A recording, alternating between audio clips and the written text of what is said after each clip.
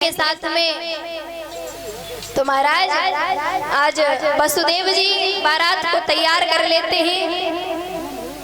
बारात ले जा करके आज मथुरापुरी में पहुंचे हैं। तो महाराज भोजराज कंस ने आज बड़े ही प्रेम सम्मान के साथ में अपनी बहन देवकी का विवाह किया है और विवाह करने के बाद में आज विदाई का समय आया है। जब महाराज विदाई का समय आया तो महाराज कंस इतना अत्याचारी था, लेकिन अपनी बहन देवकी से बहुत ही प्रेम करता था। आज जब विदाई का समय आया है तो महाराज बहन देवकी रोने लगती है। भोजराज कंस के भी आज आंसू नहीं रुक रहे हैं। महाराज रो रही है देवकी और बोली है भैया से, भैया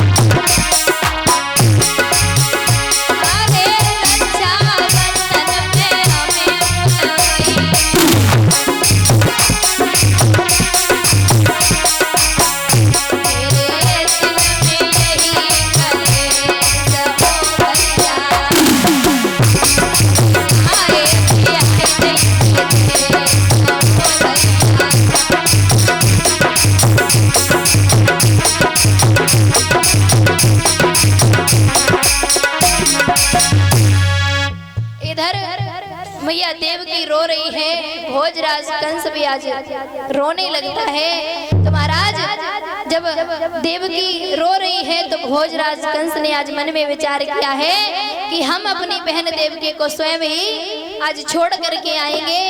तो इधर भोजराज कंस रथ चलाने लगता है और रथ पर वसुदेव और देवकी बैठ जाते हैं। आज रथ लेकर के जा रहा है भोजराज कंस। तो महाराज जाते जाते महाराज रास्ते में आकाशवाणी होती है और महाराज आकाशवाणी ने कहा है कि हे भोजराज कंस, जिसे तू लेकर के जा रहा है ना, तेरी बहन देवकी का 8वां पुत्र तेरा ही काल होगा। जैसे ही महाराज इतने वचन सुने हैं आकाशवाणी के, भोजराज कंस ने मन में विचार किया है ये क्या हो रहा है। देवकी का 8वां पुत्र मेरा काल होगा। मैं तो स्वयं देवकी को छोड़ने के लिए जा रहा हूँ। तो आज भोजराज कंस क्रोधित हो जाता है और तलवार को हाथ में लेकर के देवकी के केसों को पकड़ लिए और महाराज जमीन पर आज धक्का दे देता है। महाराज देवकी के केसों को पकड़ करके बोला है ये तलवार अब मैं तुझ पर चलाऊंगा, क्योंकि तेरा 8वां पुत्र मेरा काल होगा। इधर जैसे ही महाराज तलवार को हाथ में लिया है, महाराज वसुदेव कहने लगते हैं हाथ जोड़ के, भोजराज कंस ऐसा करो, तुम देवकी को मत मारो। जितने भी देवकी के गर्भ से बालक होंगे मैं एक एक करके सभी बालकों को तुम्हारे पास में लेकर के आऊंगा। भोजराज कंस तुम देवकी को मत मारो। तो आज भोजराज कंस ने वसुदेव और देवकी को कारागार में डलवा दिया है। जिस समय महाराज कारागार में डलवा दिया तो महाराज एक दिन की बात है जिस समय भोजराज कंस आज राज सिंहासन पर बैठा है और इधर जेलों में आज 9 महीने व्यतीत हो जाते हैं, देवकी के गर्भ से एक पहला बालक जन्म लेता है, तो महाराज उस बालक को लेकर के आज वसुदेव चलने लगते हैं। और जैसे ही बालक को गोद में लिया है, देवकी कहने लगती है कि पुत्र को आज नजर भर के देख तो लेने दो स्वामी, तुम पुत्र को लेकर के जा रहे हो, मेरा भाई इस पुत्र को मार देगा। तो आज देवकी कहने लगती है इस पुत्र को न ले जाओ। वसुदेव ने कहा है कि मैं भोजराज कंस को ये वचन दे चुका हूँ कि जितने भी देवकी के गर्भ से बालक होंगे, एक एक करके मैं उन सभी को तुम्हें भेंट कर दूंगा। तो आज जब महाराज पहला जब बालक हुआ है ना, तो वसुदेव जी आज लेकर के जा रहे हैं, पहुंचे हैं भोजराज कंस के पास में और कहा है देवकी का ये पहला पुत्र है महाराज, ये मैं आपको ही सौंप रहा हूँ, आप इसे अपनी गोद में ले लीजिए। इधर भोजराज कंस ने उस बालक को अपनी गोद में लिया है और देखा है कि बड़ा ही प्यारा बालक है, तो आज वसुदेव को दे देते हैं और कहते हैं वसुदेव तुम इसे ले जाओ, क्योंकि देवकी का 8वां बालक मेरा काल है, पहला बालक नहीं है। तो महाराज वसुदेव बड़े ही प्रसन्न होते हैं, अपने बालक को लेकर के आते हैं आज कारागार में। मैया ने जैसे ही देखा है अपने बालक को हृदय से लगा लेती है और अपने भैया को दुआएं देने लगती है, कहती है अगर भाई हो तो कंस जैसा हो, मेरे भैया बड़ा ही दयालु है। तो इधर जिस समय महाराज नारद जी ने देखा है, आज नारद जी ने मन में विचार किया कि अगर भोजराज कंस ऐसे ही बच्चों को छोड़ता रहा तो आज भगवान को आने में देरी हो जाएगी। तो मतलब इधर नारद जी चल देते हैं बीड़ा को हाथ में लेकर के और पहुंचे ही मथुरा नगरी में। मथुरा नगरी में जब पहुंचे तो भोजराज कंस के यहाँ पर पहुंचे। जैसे ही नारद जी को आते हुए देखा, भोजराज कंस कहने लगता है आइए मुनिवर आसन ग्रहण कीजिए, कहिए क्या कार्य है। नारद जी ने जवाब दिया है ये बताओ, आकाशवाणी हुई थी उसने क्या कहा था।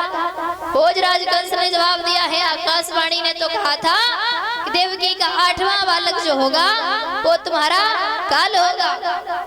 और इधर नारद जी ने एक फूल उठाया है और कहने लगते हैं ये बताओ पहला बालक तो तुमने लौटा दिया है। बोले हाँ। तो बोले ऐसा करो इस फूल को, इसकी पंखुड़ियों को गिनो।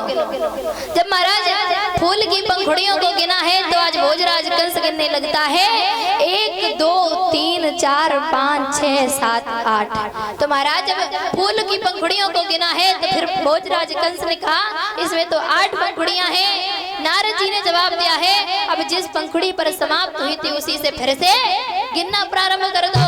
फिर से महाराज भोजराज कंस ने आज पंखुड़ियों को गिनना प्रारंभ किया है। फिर से गिना है महाराज 1 2 3 4 5 6 7 8। तो इधर भोजराज कंस कहने लगता है मुनिवर ये बताओ इसमें से पहली पंखुड़ी कौन सी है। अब नारद जी कहने लगते हैं वो तुम जानो हम तो चले। भोजराज कंस ने मन में विचार किया इसका मतलब है 8वां बालक पहला भी हो सकता है और पहला बालक 8वां भी हो सकता है। इसलिए आज भोजराज कंस पहुंच जाता है, क्रोधित होकर के आज कारागार में पहुंच जाता है और देवकी के हाथों से वो बालक को छीन लेता है। देवकी के आंखों के सामने ही महाराज उस बालक को आज एक शिला पर पटक दिया है। बालक के टुकड़े टुकड़े हो जाते हैं। महाराज आज देवकी रोने लगती है, बिलखने लगती है भैया ये तुमने क्या किया। आज रोने लगती है देवकी। भोजराज कंस अपनी कचहरी में आ जाता है। धीरे धीरे महाराज समय व्यतीत हुआ, 1 नहीं 2 नहीं महाराज भोजराज कंस ने देवकी के 6 पुत्रों को मार दिया है। 7वें पुत्र की जब बारी आई है तो भगवान ने योग माया के द्वारा 7वां पुत्र आज रोहिणी के गर्भ में पहुंचा दिया है।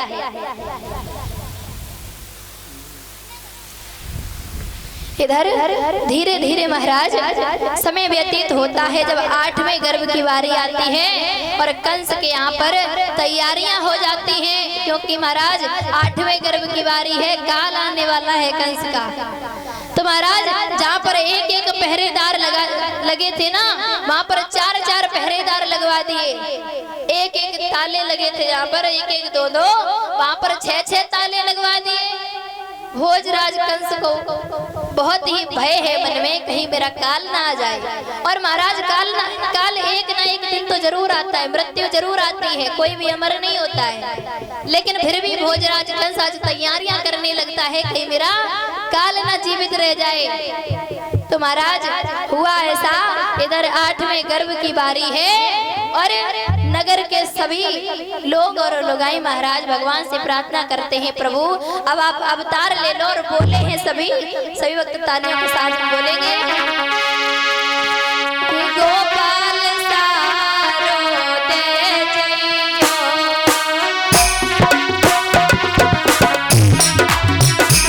गोपाल सारो दे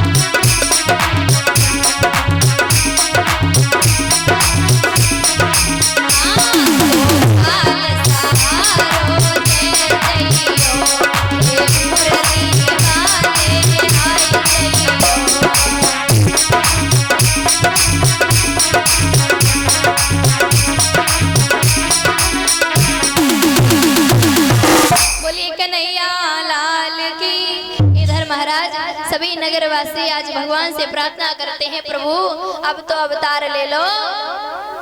इधर 8वें गर्भ की बारी है महाराज,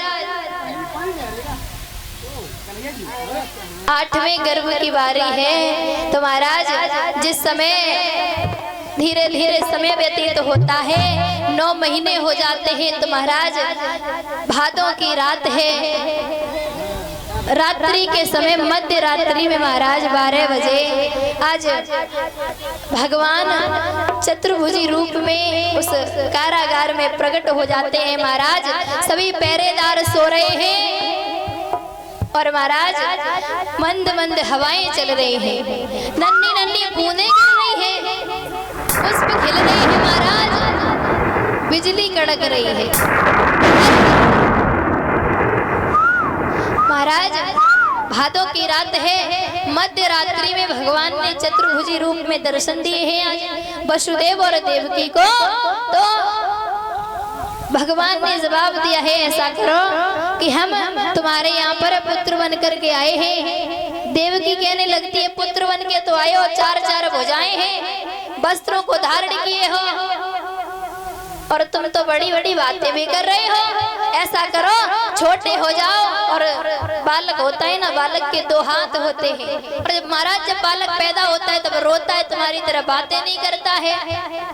भगवान ने आज नन्हा सा स्वरूप बनाया है बालक का, और महाराज लेट जाते हैं आज वहां पर। तो महाराज भगवान का आज अवतार हो जाता है, भगवान का अवतार होता है आज। बोलिए कन्हैया लाल की, बोलिए वसुदेव बाबा की, बोलिए देवकी मैया की, बोलिए काली मैया की। आज भगवान का अवतार होता है। तो महाराज जब भगवान का अवतार होता है ना, वसुदेव की बेड़ियां खुल जाती हैं, तगड़ियां खुल जाती हैं। तो इधर वसुदेव ने एक छबला को लिया है। जब महाराज एक छबला को लिया है तो उसमें उस बालक को लिटा लिया। कमेटी वाले भैया, अगर वसुदेव जी और बुलाइए महाराज, वसुदेव जी जहाँ कहीं भी हो, कन्हैया जी को लेकर के भागवत पंडाल में आ जाएं। वसुदेव जी अगर हमारी आवाज आप तक पहुंच रही हो तो अतिशीघ्र कन्हैया जी को लेकर के भागवत पंडाल में आ जाएं। और महाराज इधर वसुदेव जी लेकर के चल देते हैं, भगवान का आज अवतार हो जाता है।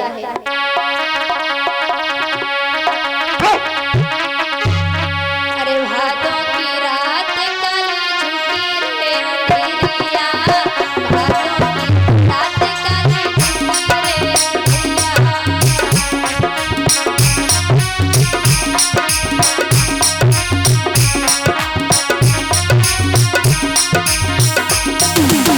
सभी भक्त तालियों के साथ में बोलेंगे। और जितने भी हमारे भाई बंधु खड़े हैं कृपया बैठ जाएं। कोई भी हमारे भाई बंधु खड़े ना रहे, कृपया बैठ जाएं। वसुदेव जी सबके पास में जाएंगे, सबको भगवान के दर्शन होंगे, कृपया बैठ जाएं।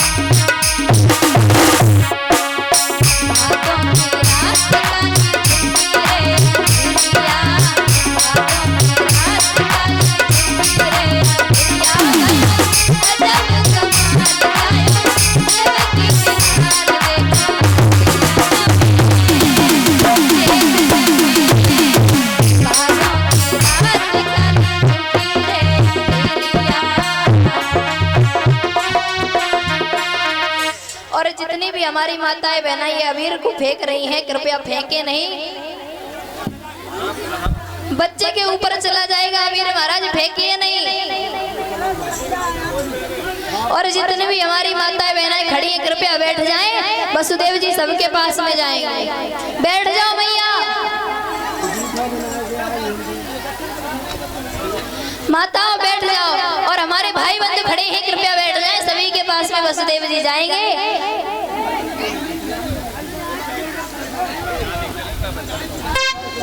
बैठ जाओ माताओं, भी बधाई भी डलवा देंगे, कृपया बैठ जाओ।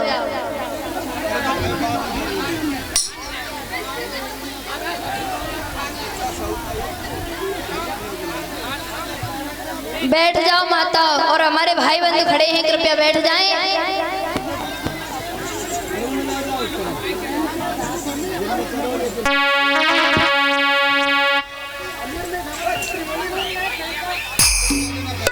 माताओं बैठ जाओ। हेलो। और हमारी माता एवं बहनाएं बैठ जाएं कृपया। अबीर को न फेंके, क्योंकि महाराज बालक के ऊपर चला जाएगा। अगर किसी की आंख में चला गया तो महाराज और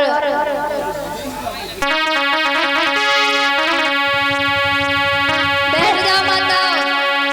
इधर महाराज वसुदेव जी छबला में रख करके भगवान कन्हैया को ले जा रहे हैं और पहुंचे हैं महाराज यमुना नदी के किनारे। महाराज जब यमुना नदी के किनारे पहुंचे हैं तो देखा क्या है कि यमुना जी ऊपर आज आ जाते हैं। माताओं बैठ जाओ, अभी बधाई भी डलवाएंगे।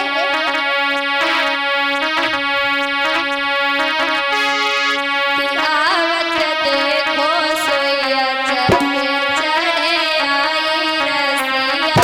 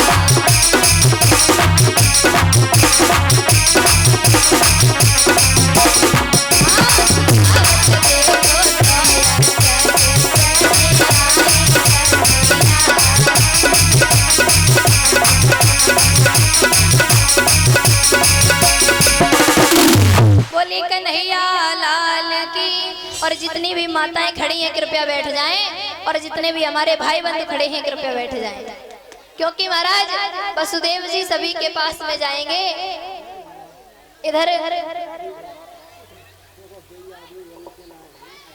इधर महाराज वसुदेव जी छबला में रख करके आज भगवान कन्हैया को ले जा रहे हैं। और जब ले जा रहे हैं यमुना नदी के पास में पहुंचे तो महाराज देखा क्या है कि यमुना मैया तो प्रभु के दर्शन पाने के लिए बहुत ही ऊपर आ चुकी हैं।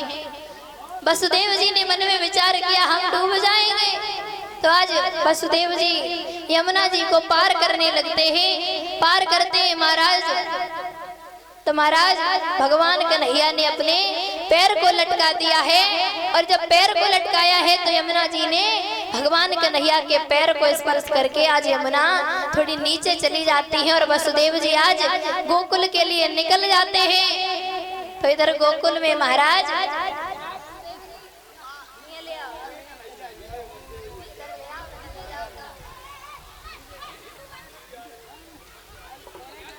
जिस समय महाराज वसुदेव जी आज भगवान कन्हैया को ले जाते हैं और ले जा करके पहुंचे हैं महाराज आज नंद बाबा के महलों में।